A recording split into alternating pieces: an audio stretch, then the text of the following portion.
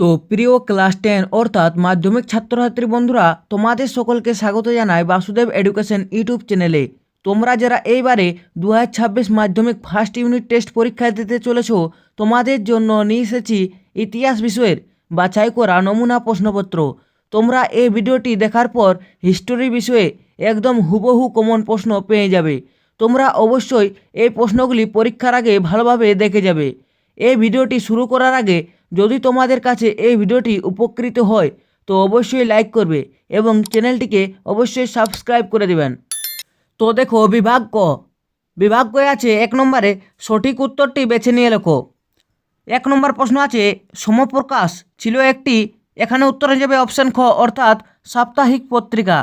2 নম্বর প্রশ্ন আছে, ভারতে ফুটবল খেলা প্রবর্তন করেন, এখানে উত্তর হয়ে যাবে অপশান ক অর্থাৎ ইংরেজরা।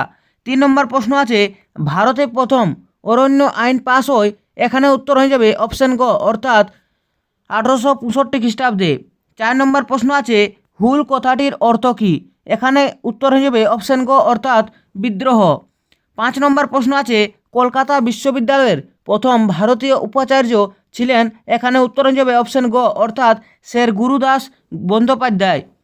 6 নম্বর প্রশ্ন আছে, জঙ্গলমহল নামে একটি পৃথক জেলা গঠন করা হয়েছিল কখন, এখানে উত্তর হয়ে যাবে অপশান গ অর্থাৎ চুয়াড় বিদ্রোহের পরে। 7 নম্বর প্রশ্ন আছে, নববিধান প্রতিষ্ঠা করেছিলেন, এখানে উত্তর হয়ে যাবে অপশান খ অর্থাৎ কেশবচন্দ্র সেন। 8 নম্বর প্রশ্ন আছে, দাদা সাহেব ফালকে যুক্ত ছিলেন, এখানে উত্তর হয়ে যাবে অপশান ক অর্থাৎ চলচ্চিত্রের সঙ্গে। 9 নম্বর প্রশ্ন আছে, নীল দর্পণ নাটকটি প্রথম ছাপা হয়েছিল, এখানে উত্তর হয়ে যাবে অপশান খ অর্থাৎ ঢাকায়। 10 নম্বর প্রশ্ন আছে, সতীদাহ প্রথা রোধ হয়, এখানে উত্তর হয়ে যাবে অপশান ক অর্থাৎ 1828 খ্রিস্টাব্দে। তারপরে দেখো বিভাগ ক আছে, নিচের প্রশ্নগুলির নির্দেশ মতো উত্তর দাও। 2-এর একে আছে, একটি সম্পূর্ণ বাক্যে উত্তর দাও। 2-এর একে আছে, বিপিনচন্দ্র পালের আত্মজীবনী গ্রন্থের নাম কি, এখানে উত্তর হয়ে যাবে 70 বছর। 2-এর একে 2 আছে, ব্রাহ্ম সমাজ কে প্রতিষ্ঠা করেন, উত্তর হয়ে যাবে রাজা রামমোহন রায়। তারপরে দেখো 2-এর 2 আছে, ঠিক বা ভুল নির্ণয় করো। 2-এর একে আছে, 1911 খ্রিস্টাব্দে মোহনবাগান ক্লাব IFA শিল্ড জয় করেছিল, এখানে উত্তরটি ঠিক। 2-এর 2 আছে, শ্রী রামকৃষ্ণ মিশন প্রতিষ্ঠা করেছিলেন, এখানে উত্তর হয়ে যাবে এটা ভুল। 2-এর 3 আছে, নিচের বিবৃতিগুলির সঠিক ব্যাখ্যাটি নির্বাচন করো। 2-এর 3-এর একে বিবৃতি আছে, রাজা রামমোহন রায় লর্ড আমহার্স্টকে চিঠি লিখেছিলেন, এখানে উত্তর হয়ে যাবে ব্যাখ্যা নম্বর 2 কি আছে, ভারতে পাশ্চাত্য শিক্ষা বিস্তারের উদ্যোগী হওয়ার আবেদন হিসেবে। 2-এর 3-এর 2-এর বিবৃতি কি আছে, হিন্দু প্যাট্রিয়ট পত্রিকা গুরুত্বপূর্ণ, এখানে উত্তর হয়ে যাবে ব্যাখ্যা নম্বর 1 কি আছে, এই পত্রিকা নীলকর সাহেবদের অত্যাচারের সমালোচনা করে।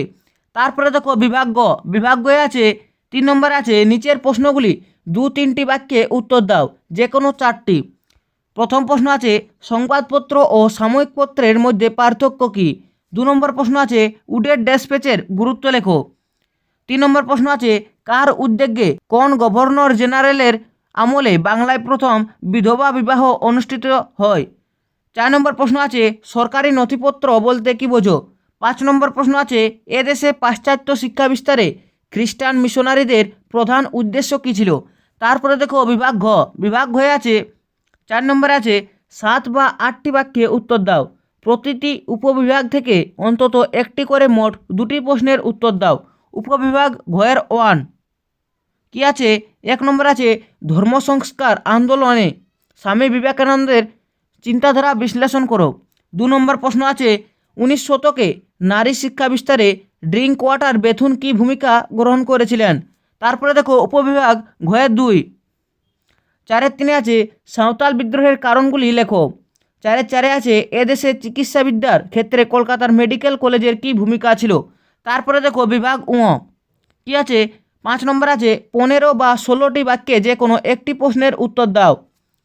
5-এর একে আছে, বিদ্যাসাগরের নেতৃত্বে বিধবা বিবাহ আন্দোলনের সংক্ষিপ্ত বিবরণ দাও। বিদ্যাসাগর কতটা সাফল্য অর্জন করেছিলেন। তারপরে দেখো 5-এর 2 আছে, নীল বিদ্রোহের কারণ ও ফলাফল আলোচনা করো। 3 নম্বরে আছে, বাংলা নবজাগরণ বলতে কী বোঝো, এই নবজাগরণের সীমাবদ্ধতাগুলি কী। তো এ ছিল ক্লাস 10 অর্থাৎ মাধ্যমিকের ফার্স্ট ইউনিট টেস্ট ইতিহাস বিষয়ের বাছাই করা নমুনা প্রশ্নপত্র। তোমাদের কাদের কত তারিখে ইতিহাস বিষয়ের পরীক্ষা আছে অবশ্যই কমেন্ট করে জানাবে। তো যদি তোমাদের এই ভিডিওটি ভালো লেগে থাকে তো অবশ্যই লাইক করে দেবে, এবং যদি এখনও পর্যন্ত এই চ্যানেলটিকে সাবস্ক্রাইব করে রাখোনি তো অবশ্যই সাবস্ক্রাইব করে পাশে থাকা বেল আইকন প্রেস করে দিবেন। ধন্যবাদ।